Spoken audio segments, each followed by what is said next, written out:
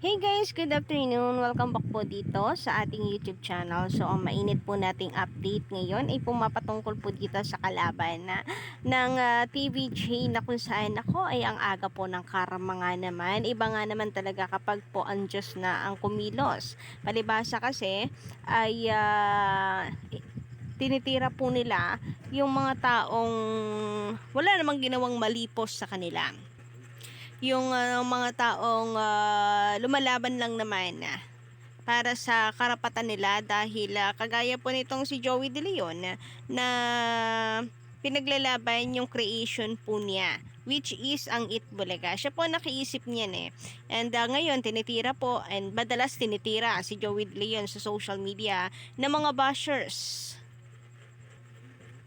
na hindi po naiintindihan yung nararamdaman at pinagdadaanan ni JDL. Kung sa bagay, mahirap nga naman talagang unawain, lalo na kung wala po kayo sa sitwasyon. Pero yung pagiging ano na lang sana, sensitibo, 'di ba? Pero mukhang unti-unti pong si Karma na ang naniningil para sa mga tao pong ito. Pero bago po natin simulan at pag-usapan ang hinggil po sa balitang ito, mga Kaligit Tarikan, kung kayo po ay hindi pa nakaka-subscribe dito sa ating munting YouTube channel, maaari po ninyong pindutin ang subscribe button and notification bell para kayo po yung maging updated sa mga balita po natin araw-araw. Basta may kinalaman sa TVJ and Legit the Record, sagot na po natin lahat yan. And big shoutout po pala sa mga masusugid natin taga-subaybay and subok na po natin ka-Legit the Records dyan. Ayan, kagaya nila Ma'am Joby, Mendoza Joey, kasi nabasa ko yung comment niya. Sabi ko, comment lang po kayo dyan para sa mga subok na po natin na ka-Legit Records and taga-subaybay. So, isa na raw po siya doon. So, big shout out po sa inyo. So, sino pa po ba ang mga ka-Legit Records po natin dyan?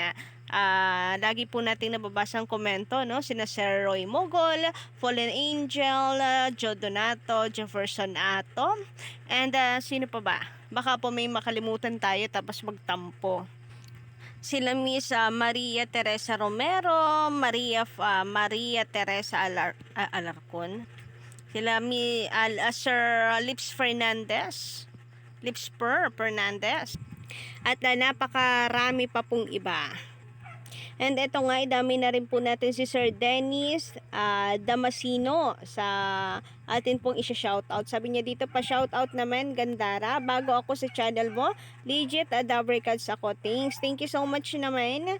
Kayo po ay napatambay dito sa ating channel, Sir Dennis Damasino. Ganun din, sabi dito, congrats sa 17K. Keep it up. God bless po. Opo nga 17K na po tayo mga ka-Legit Dabricads. Thank you so much po, Sir Jefferson Ato. Anyway, since nag-shoutout na rin po tayo, big shoutout po pala sa TV5 na kung saan ay ano po sila, best, ano tawag dito? Yung TV5 kinilala po silang bilang TV Station of the Year. Congratulations po. And more pagkilala po. We are looking forward for more awards para po sa TV5.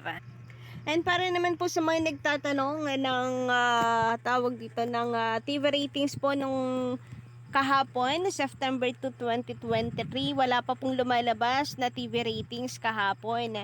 Siguro kasi linggo, kadalasan ganito kapag linggo, Sabado, wala naglalabas po ng TV ratings. Pero yung last po natin na nakita noong September 1 ay mataas po ang TVJ.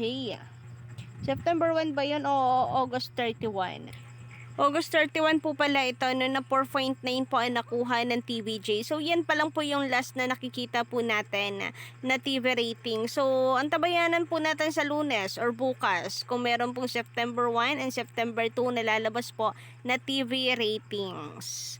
So okay lamang po yan. Ang mahalaga naman po, pasok po parate sa top 10 na TV programs po, ang E80 Show. Samantala, pag-usapan naman po natin ang hinggil po dito sa update kay Rendon Labrador na kung saan ay permanently banned na po ang kanyang TikTok account. And talagang mayroon pa siyang pangungwestiyon, bakit daw marami po ang masaya?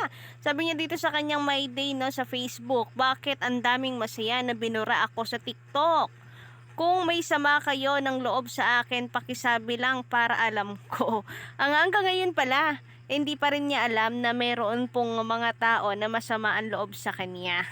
So, hindi niya alam na meron pala siyang mga nasasagasaang tao na dahil sa kanyang mga maanghang po na mga salita. Well, minsan nasa katwiran siya, pero minsan ay tagilid rin, ano?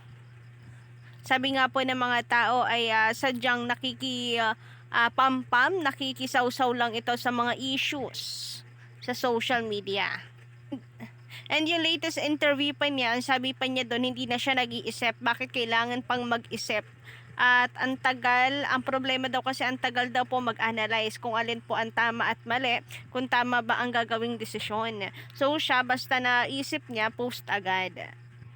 So yun nga po yung nangyari sa kanyang account, sa kanyang TikTok, pero meron po tayong bali-balita din sa social media na pati po ang kanyang Facebook ay restricted. Eto po, tingnan nyo po mga ka-legit lubricants. So nanganganib rin pala ang kanya pong Facebook page. Your page is at risk of being unpublished because messages sent by your page violate our community standards. So page is at risk. Meta, gusto mo din i-delete ang Facebook? Ano yan? Pinagtutulungan nyo ako ni TikTok?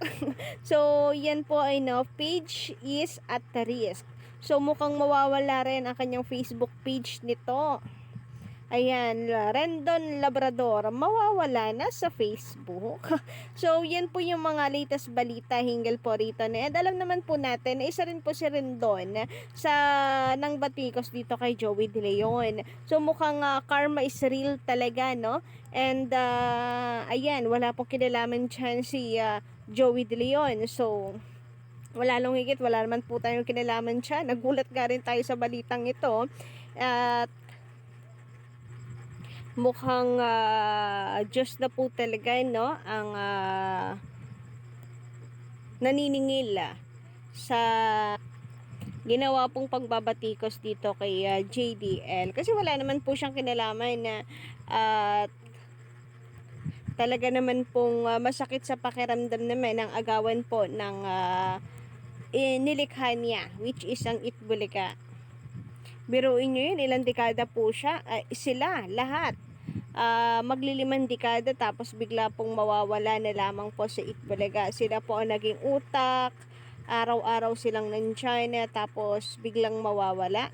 Ang laki na rin po ng kanilang sakripisyo dahil sa pagmamahal sa show. Okay lang na hindi pa sahuran, tuloy lamang po ang pasok.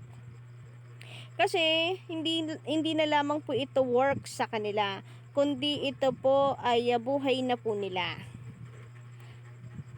So mukhang wala pong kawala, no? Talagang wala pong palag itong si Rendon sa tila parusa po sa kanya. Ngayon sa social media, yung kanyang TikTok, and ngayon yung kanyang Facebook.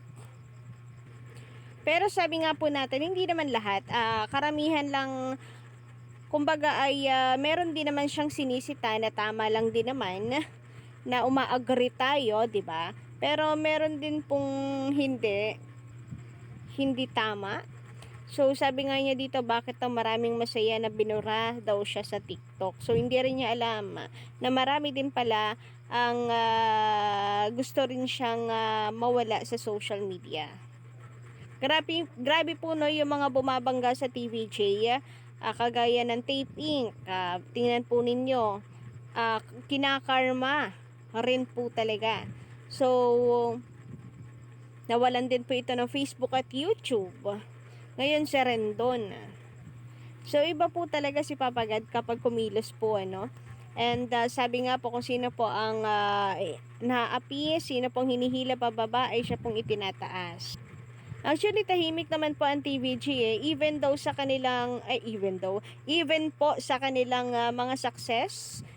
For example, ang kanilang TV ratings, hindi naman po sila nagmamalaki sa kanilang page. So, tuloy lang po sila. Tuloy-tuloy lamang po sila sa pagpapasaya ng mga tao. Patuloy lang po sila nag-iisip ng mga marami pang bagay na po pwede pong makakapagpadagdag po ng kasayahan po natin. So yun po ang goal ng TVJ, ang puso po nila at isip nila ay nakatutok lang at naka-focus lang po sa pagpapasaya ng mga tao. Siyang tunay na lodi. Kayo po ba ano ang inyong masi-say hinggil po dito? Just comment down below and don't forget to click the subscribe button and notification bell for more updates.